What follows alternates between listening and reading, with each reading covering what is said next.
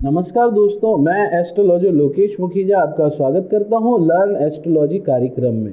दोस्तों, इससे पहले के चैप्टर में हमने समझा था कि वर्जित रत्न के बारे में कि वर्जित रत्न कौन से होते हैं और वो हमें कौन कौन से धारण नहीं करने चाहिए और उनके प्रभाव के बारे में हमने समझा था।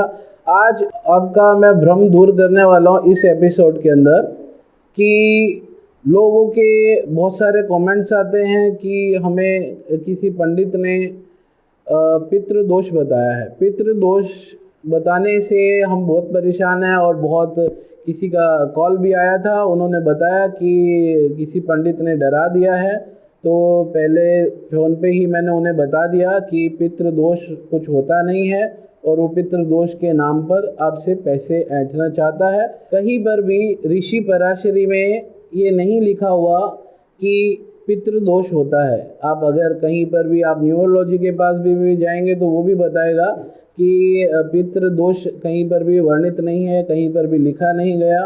और केवल जो जिन्होंने कम पढ़ाई की है या जिधर से पैसा ऐंठने के चक्कर में उन्होंने आपको ये समझाया कि पितृदोष है और बड़ा पितृदोष है, पितृ जो हैं वो श्राप दे रहे हैं, पितृ जो आशीर्वाद ना देते हुए आपका कुछ बिगाड़ रहे हैं, तो ये बिल्कुल गलत बात है। ये कहीं पर भी शास्त्रों में वर्णित नहीं है।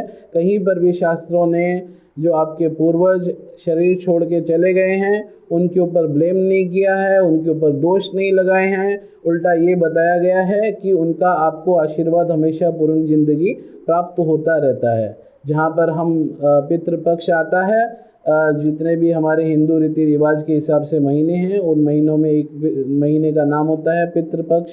पितृपक्ष का माह चल रहा है, पितृपक्ष का महीना चल रहा है, उस समय हम पितरों की उपासना करते हैं, पितरों के आगे हाथ जोड़ते हैं, पितरों का आशीर्वाद लेते हैं। वो अवश्य करें आप। और अगर आपको नहीं पता हो तो अपने बड़े बूढ़ों से ज़रूर पूछ के करें।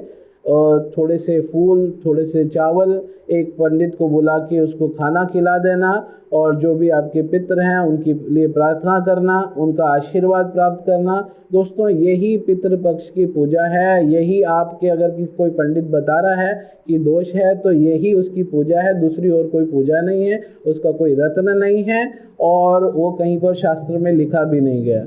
तो ये पूजा अवश्य करें, पितरों का आशीर्वाद प्राप्त होता है और पितृ हमेशा आशीर्वाद देते रहते हैं। दोस्तों, आपके पूर्वज हैं, आपकी माँ आपको भले आप कैसा भी व्यवहार कर लो, माँ हमेशा दिल से दुआ देती है, पिता हमेशा आशीर्वाद देता है। कुछ समय के लिए मनमुटाव अवश्य होता है, लेकिन बड़ों ने निष्काम भाव से आपको पाला पोसा बड़ा किया। फिर आप कहेंगे हमको कहा कि एक्सपेक्टेशंस रखते हैं।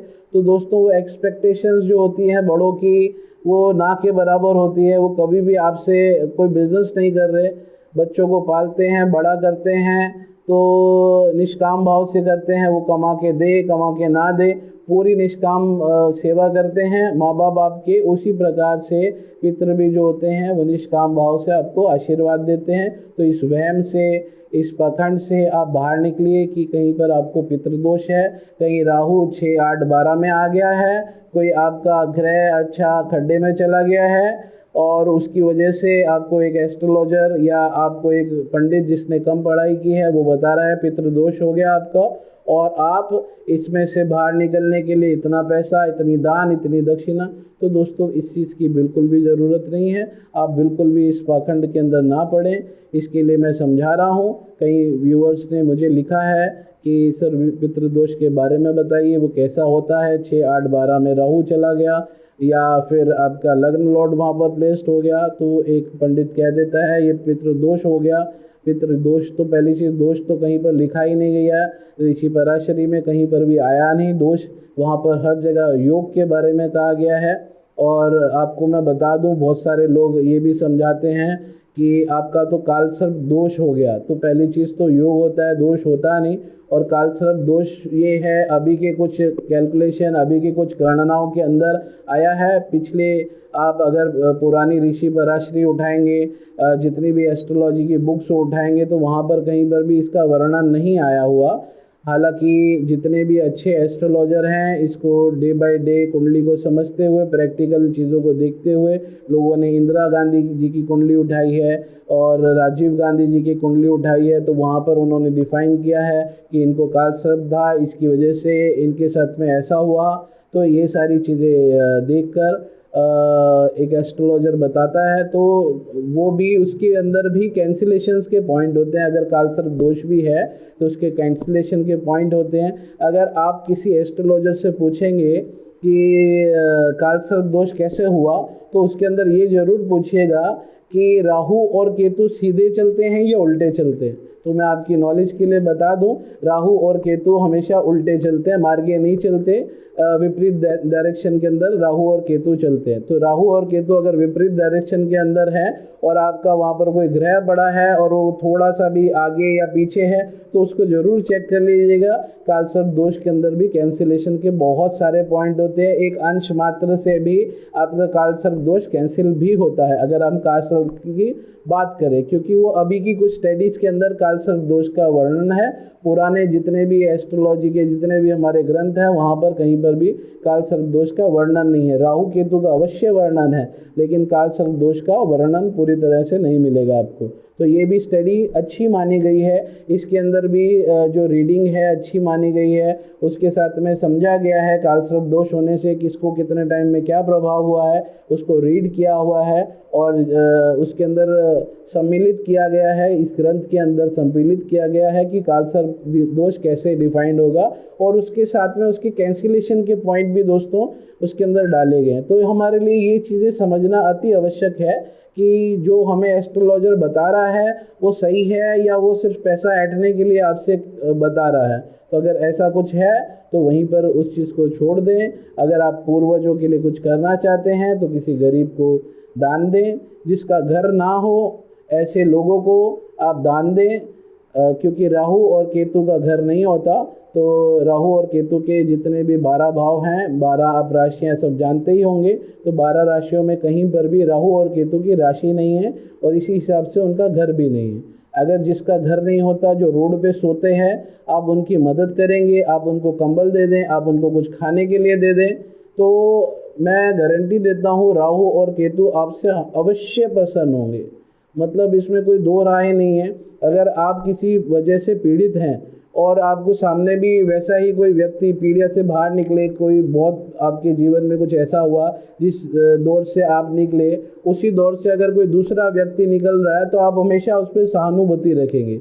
तो इसी प्रकार से जो राहु होते हैं और केतु होता है, इनका आपस में खुद का कोई घर नहीं होता। तो जिसके घर नहीं होते, जो रोड पर रह रहे होते हैं, आप उनकी मदद करेंगे तो आपकी कुंडली के अंदर राहु और केतु कितने भी वर्स्ट पड़े हों तो वो आपको बहुत अच्छे रिजल्ट देंगे। और लोग ये समझ नहीं पाएंगे कि ये तो आपकी कुंडली के अंदर बहुत गलत पड़े हैं, आप कैसे सरवाइव कर रहे हैं, या आपका तो बहुत अनिष्ट होना चाहिए था, राहु की दशा चल रही है, केतु की दशा चल रही है और आपका इतना अनिष्ट नहीं हुआ। तो उसके पीछे कारण यही होगा कि आपने सही जगह पे अपने दान दिए हैं। और दान देते हुए हमेशा ये देखें कि वो सही जगह पे जा रहा है या नहीं जा रहा, क्योंकि अगर आपने सही जगह पे दान नहीं दिया, उस दान का कुछ गलत उपयोग हुआ तो वो सारा दान व्यर्थ हो जाता है, वो सही जगह पे लगता नहीं। तो जो आप दान दे रहे हैं तो कंबल का दें, रोटी का दें, शिक्षा का दें। दोस्तों, शिक्षा का सबसे बड़ा ज्ञान, सबसे बड़ा दान है। अगर आप कंबल नहीं चढ़ा सकते, आप रोटी नहीं दे सकते, बिल्कुल ना दें। शिक्षा अगर आपने उस बच्चे को दे दी जो रोड पे रह रहा है, या कहीं आपने अपनी गली में या कहीं पर आपने देखा किसी गरीब के बच्चे हैं और वो रोड पर भीख मांग रहे हैं या वो रोड पर रह रहे हैं, तो वहाँ पर जाकर एक ब्लैक बोर्ड लेकर हर रोज़ का आप आधा घंटा दे दें और उन्हें शिक्षित करिए। और ये समाज के लिए भी अच्छा है, जो देखेगा वो भी आपसे कुछ ना कुछ सीखेगा। और ऐसे पोस्ट आप सोशल मीडिया पे डालिए। अब सोशल मीडिया का समय चल रहा है, तो जितने भी ऐसे पोस्ट हैं अवश्य डालिए और लोगों को बोलिए कि इनको भी सिखाएं, इनको भी समझाएं और इनको भी पढ़ाएं, इनको भी आगे बढ़ाएं।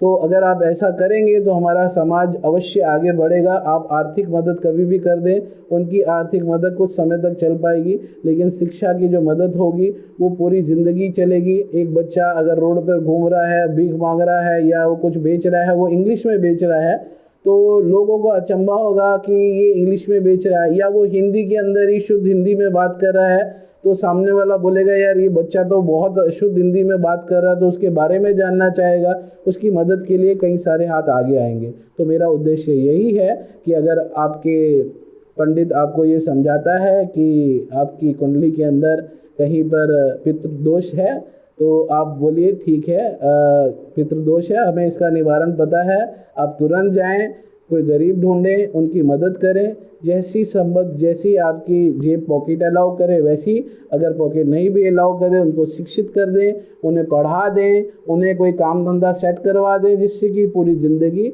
उनकी दुआ, परमात्मा की दुआ मिलेगी। दोस्तों, इसमें राहु केतु तो छोड़ दीजिए, आपको सारे ग्रहों का आशीर्वाद प्राप्त होगा और आपको समाज के अंदर भी बहुत अच्छा दर्जा प्राप्त होगा। तो आज के लिए दोस्तों इतना ही। नमस्कार।